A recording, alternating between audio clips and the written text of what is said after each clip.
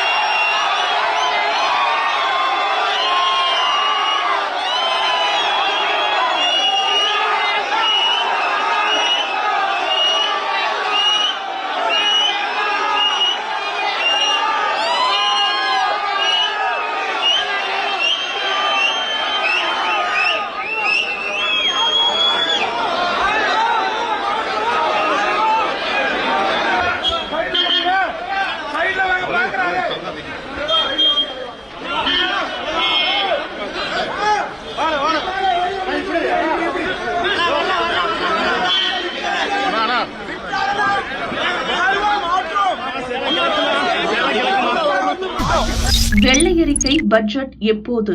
நிதியமைச்சர் பதில். தூத்துக்குடி பனிமயமாதா பேராலயத்தில் நிதியமைச்சர் மரியவில்சன் மனமுருக பிரார்த்தனை செய்தார். தமிழக சட்டமன்ற கூட்டத்தில் பட்ஜெட் எப்போ தாக்கல் பண்ண போறீங்க? ஃபர்ஸ்ட் இந்த கேள்விலாம் டினே இப்போ கேட்காதீங்க. நான் சர்ச்சுக்கு வந்திருக்கேன். சர்ச்சுக்கு வந்து இன்றைக்கி உலக புகழ் பனிமயமாதா கோயிலுக்கு இன்றைக்கி வருஷந்தோறும் வருவேன். இன்றைக்கி முதல் முறையாக அமைச்சரவையில் நான் பங்கேற்ற பிறகு இது முதல் முறையாக இங்கே வந்திருக்கிறேன். மாதாவோட அருளுக்கு வேண்டிட்டு ப்ளஸ் பண்ணிவிட்டு அவங்கள வேண்டிட்டு போக தான் இங்கே வந்திருக்கேன். இங்கேருந்து ஆரம்பிக்கிறோம் திருநெல்வேலி ஆய்வு கூட்டத்தை. ஸோ இப்போ நேராக அங்கே தான் போகிறோம். மினிஸ்டர் இன்சார்ஜ் கொடுத்துருக்காங்க, ஆனரபிள் சீஃப் மினிஸ்டர். அவரோட கைடன்ஸ் படி, அவர் அட்வைஸ் படி தான் இன்றைக்கி நடக்க இருக்கிற ஆய்வு கூட்டம் கலெக்டர் ஆஃபீஸில் நடக்க போகுது. அங்கேருந்து நம்ம அம்பாசமுத்திரம் மற்ற பகுதிகளுக்கு போயிட்டு மக்களை சந்தித்து அவங்களோட அதிகாரிகளோடு சேர்ந்து என்னென்ன வேலைகள் பெண்டிங் இருக்குது, என்னென்ன விஷயங்கள் முன்னெடுக்கணும்னு சொல்லிட்டு அந்த ஆய்வுக்கூட்டம் நடத்த போகிறோம். அதுக்கு தான் இன்றைக்கி வந்திருக்கிறேன். மற்ற கொஸ்டின்ஸ் நான் அப்புறம் அட்ரஸ் பண்ணுறேன். ஏழை மக்களுக்கு நல்ல விஷயம் எதிர்பார்ப்போடு இருக்காங்க. தாவேகாவுடைய முதல் பட்ஜெட், இந்த பட்ஜெட் எந்த வகையில் இருக்கும் எதிர்பார்க்கலாம்? வெரி சூன் எல்லாமே நல்லதே நடக்கும்.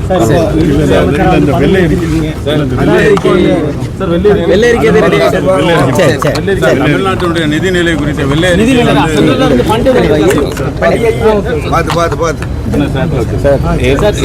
எல்லாம் வெரி சூன் முதலமைச்சர் அறிவிப்பாங்க. விரைவில் முதலமைச்சர் கண்டிப்பாக அறிவிப்பாங்க. சென்ட்ரல் வந்து ஃபண்ட் எதுவும் வந்திருக்கா? எல்லாம் உங்களுக்கு வரும் விஷயங்களே. மீண்டும் ஷாக் தந்த தங்கம். 2 நாளில் ரூபாய் 2,880 அதிகரிப்பு. சர்வதேச நிலவரங்களால் தங்கம் வெள்ளி விலை ஏற்ற இறக்கம் கண்டு வருகிறது. சென்னையில் ஜூன் 11ஆம் தேதி ஒரு சவரன் தங்கம் 1,08,000 ரூபாய்க்கு விற்பனையானது. நேற்று சவரனுக்கு 2,400 ரூபாய் உயர்ந்து 1,10,400 ரூபாய்க்கு விற்கப்பட்டது. இந்த நிலையில் இன்று தங்கம் விலை கிராமுக்கு 60 ரூபாய் அதிகரித்து 13,860 ரூபாய்க்கும், சவரனுக்கு 480 ரூபாய் அதிகரித்து 1,10,880 ரூபாய்க்கும் விற்பனையாகிறது. இதேபோல வெள்ளி விலை கிராமுக்கு 5 ரூபாய் அதிகரித்து 270 ரூபாய்க்கும், கிலோவுக்கு 5,000 ரூபாய் அதிகரித்து 2,70,000 ரூபாய்க்கும் விற்கப்படுகிறது. மாதந்தோறும் மின் கணக்கீடு அரசுக்கு ராமதாஸ் வலியுறுத்தல். பாமக நிறுவனர் ராமதாஸ் வெளியிட்ட அறிக்கையில் கூறியிருப்பதாவது: புதிதாக பொறுப்பேற்றுள்ள தாவேகா அரசு 200 யூனிட் வரை இலவச மின்சாரம் வழங்கும் திட்டத்தை அறிவித்துள்ளது. இந்த திட்டத்தின் முழு பயனும் மக்களை சென்றடைய வேண்டுமென்றால் மின் கணக்கெடுப்பு மற்றும் கட்டண வசூல் முறையில் சீர்திருத்தம் செய்ய வேண்டும். தற்போதைய இருமாத கட்டண முறையால் ஒரே நேரத்தில் அதிக தொகையை செலுத்த வேண்டிய நிலை உருவாகிறது. இன்றைய சூழலில் குடிநீர், தொலைபேசி, இன்டர்நெட், கேஸ் உள்ளிட்ட சேவைகளுக்கான கட்டணங்கள் மாதந்தோறும் வசூலிக்கப்படுகிறது. அதேபோல் மின் கட்டணத்தையும் மாதாந்திர அடிப்படையில் வசூலிக்க வேண்டும். இதனால் மக்கள் ஒரே நேரத்தில் அதிக தொகை செலுத்த வேண்டிய அவசியம் இருக்காது. மின் பயன்பாட்டை கண்காணித்து சிக்கனமாக பயன்படுத்த மக்கள் ஊக்கமடைவார்கள். மீட்டர் கணக்கெடுப்பில் ஏற்படும் தவறுகள் குறையும். எனவே தமிழக மக்களின் நீண்டகால கோரிக்கையை ஏற்ற தமிழக அரசு உடனடியாக மாதத்துக்கு ஒருமுறை மின் கணக்கெடுப்பு மற்றும் மின் கட்டண வசூல் முறையை அறிமுகப்படுத்த வேண்டும் என்று ராமதாஸ் வலியுறுத்தியுள்ளார். பினாமி பெயரில் கான்ட்ராக்ட் திமுக மாஜிக்களின் சிண்டிகேட். சட்டசபை தேர்தல் தோல்வி தொடர்பாக திமுகவில் அமைக்கப்பட்ட 19 கள ஆய்வுக் குழுக்களில் 13 குழுக்கள் அறிக்கை அளித்துள்ளன. மற்ற குழுக்கள் அவகாசம் கேட்டுள்ளன. சென்னையில் மட்டும் 10,000 பேரிடம் கருத்து கேட்கப்பட்டுள்ளது. இதையடுத்து 3000 பக்க அறிக்கை திமுக தலைமையிடம் தரப்பட்டது. அதில் கள ஆய்வுக் குழுக்கள் சில பரிந்துரைகளை செய்துள்ளனர். வரும் தேர்தல்களில் தனித்து போட்டியிடுவதோடு உட்கட்சி பிரச்சினையை தொடர விடாமல் நடவடிக்கை எடுக்க வேண்டும். முன்னாள் அமைச்சர்கள், மாவட்ட செயலர்கள், எம்எல்ஏக்கள் தங்கள் பகுதிகளில் அரசு கான்ட்ராக்ட் பணிகளை பினாமி பெயரிலும் சிண்டிகேட் அமைத்தும் எடுத்துள்ளனர். அவர்கள் யார் என்பதை பட்டியலிட்டுள்ளோம். அவர்கள் மீது நடவடிக்கை எடுக்க வேண்டும். ஒன்றிய செயலர்களிடம் தேர்தல் பணிக்காக வழங்கிய பணத்தை சுருட்டியவர்கள் மீது நடவடிக்கை எடுக்க தயங்கினால் அதே தவறுகள் தொடரும் வாய்ப்புள்ளது. 2 முறைக்கு மேல் பதவியில் இருக்கும் ஒன்றிய செயலர்களை மாற்ற வேண்டும். சத்துணவு பணியாளர்கள், ரேஷன் கடை ஊழியர் நியமனங்களுக்கு கட்சியினர் பரிந்துரையை நிராகரித்த மாவட்ட செயலர்கள் மீது நடவடிக்கை எடுக்க வேண்டும். சட்டசபை தேர்தல் தோல்விக்கு காரணமானவர்கள் மீது தயவு தாட்சண்யம் இன்றி சாட்டையை சுழற்ற வேண்டும். உள்ளாட்சி தேர்தலில் உற்சாகமாக பணியாற்றும் வகையில் கட்சியை சீரமைக்க வேண்டும் என அறிக்கையில் கூறப்பட்டுள்ளது. இப்போ வீடியோ எடுத்து போட்டா நீங்க சஸ்பெண்ட் பாத்துக்கோங்க. திருப்பூர் ராக்கிபாளையத்தில் தனியாருக்கு சொந்தமான உள் விளையாட்டு அரங்கம் உள்ளது. வெள்ளியன்று இரவு அங்கு விளையாட முன்பதிவு செய்திருந்த இளைஞர்கள் கூட்டமாக திரண்டனர். 100க்கும் மேற்பட்டவர்கள் ஒன்று கூடி பிறந்தநாள் கொண்டாட்டத்தில் ஈடுபட்டனர். விளையாட்டு அரங்கம் முன் இருந்த காலி இடத்தில் நின்று கேக் வெட்டி கத்தி கூச்சல் போட்டனர். அப்போது சிலர் போதையில் இருந்ததாக தெரிகிறது. அந்த வழியாக சென்ற பெண்களை கேலி செய்து தகராறில் ஈடுபட்டனர். பட்டாசுகள் வெடித்தும் தகாத வார்த்தைகள் பேசியும் சுற்றி குடியிருக்கும் மக்களுக்கு தொந்தரவு செய்தனர். இதுகுறித்து போலீஸ் கட்டுப்பாட்டு அறைக்கு புகார் அளிக்கப்பட்டது. அனுப்பர்பாளையம் உதவி கமிஷனர் பிரதீப்குமார், இன்ஸ்பெக்டர் அழகுராஜா மற்றும் போலீசார் சம்பவ இடத்திற்கு வந்து விசாரணை நடத்தினர். விசாரணையின் போது அங்கு கூடியிருந்த இளைஞர்கள் போலீசாரை தகாத வார்த்தைகளில் திட்டி தாக்க முயன்றனர். நாங்க வீடியோ எடுத்து போட்டா நீங்களே சஸ்பெண்ட் ஆவீங்க, யார் ஆட்சி நடக்குது தெரியுமா என போலீஸை ஒருமையில் பேசினர்.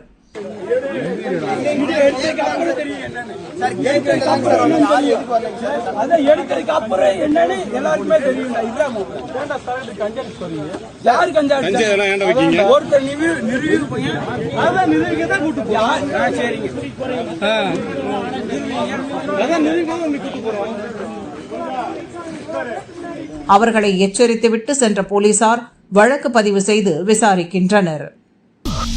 1 கிலோமீட்டருக்கு நிற்கும் கூட்டம். பரபரக்கும் பனையூர் தாவேக ஆபீஸ்.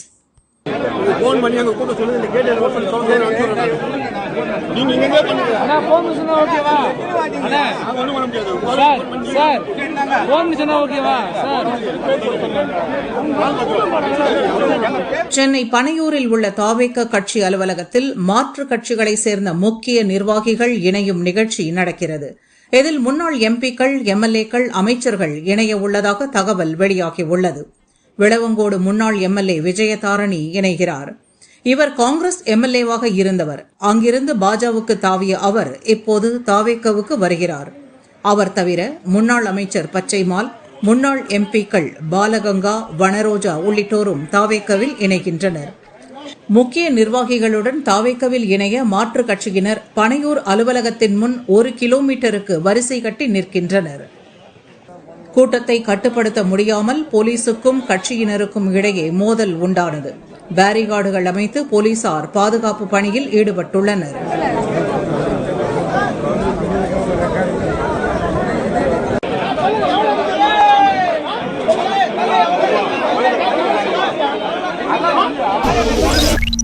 இந்தியாவை இனி யாரும் சீண்ட முடியாது.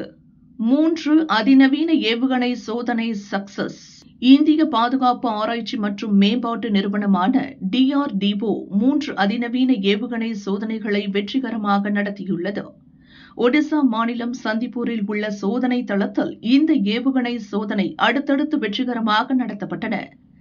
எதிரி நாட்டு ஏவுகணைகளை இடைமறித்து அழிக்கக்கூடிய 2 மேம்பட்ட கண்டம் விட்டு கண்டம் பாயும் பாலிஸ்டிக் ஏவுகணை சோதனையும் நடத்தப்பட்டது. வளிமண்டலத்திற்கு உள்ளேயும் வெளியேயும் உள்ள பகுதிகளில் 2000 முதல் 5000 கிலோமீட்டர் வரையிலான தூரத்தில் உள்ள எதிரி ஏவுகணைகளை கண்டறிந்து பின்தொடர்ந்து செயலிழக்க செய்யும் வகையில் இந்த ஏவுகணைகள் வடிவமைக்கப்பட்டுள்ளன. இந்த சோதனையில் 2 ஏவுகணைகளும் இலக்குகளை குறிவைத்து துல்லியமாக தாக்கின.